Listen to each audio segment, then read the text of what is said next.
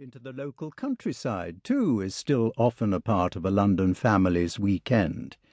The rural tea gardens of Dickens's day were pale imitations of the old pleasure gardens of the previous century, like Vauxhall, but proliferated wherever the sprawling boundaries of London met the country. A special treat was the annual trip at Easter to Greenwich Fair, the bustle of which Dickens captures to perfection in his sketch. The early sketches are mainly descriptive, but it was not long before comic characters and plots began to appear in his sketches, anticipating the novels that were to come. In The Boarding House, one of his first fictions, he shows in its construction his passion for the theatre, and particularly the one-act farces that were so popular in the early 19th century. The Boarding House could easily be transferred to the stage. With The Tugs at Ramsgate, Dickens gets into his stride as an author, and we begin to recognize traits that he developed in his later novels. The characterization is more developed, and the humor less farcical. There is also early social comment, for the Tugses are snobs, and seek pleasure merely to further themselves socially. On their ill-fated trip to Ramsgate, they deservedly come a cropper. The idea of a family seaside holiday was relatively new in 1836, only made possible with the advent of trains and steamers.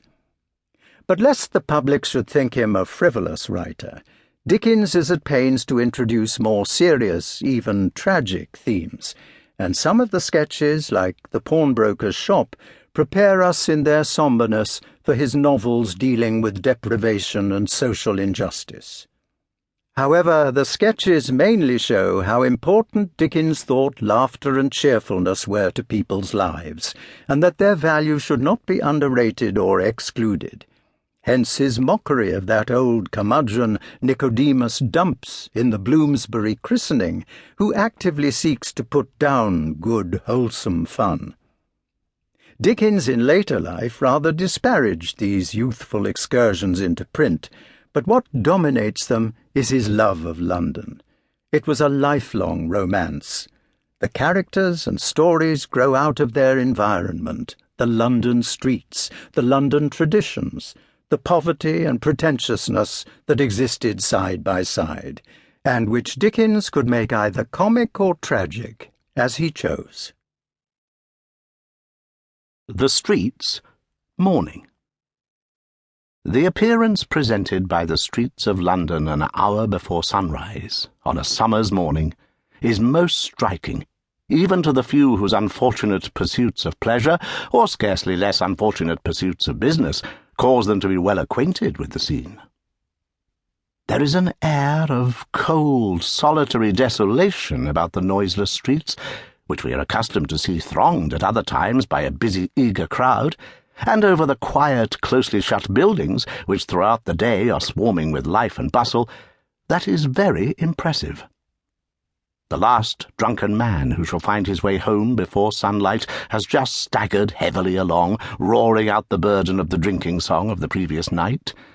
The last houseless vagrant, whom penury and police have left in the streets, has coiled up his chilly limbs in some paved corner to dream of food and warmth. The drunken, the dissipated, and the wretched have disappeared.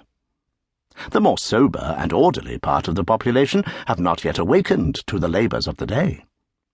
And the stillness of death is over the streets.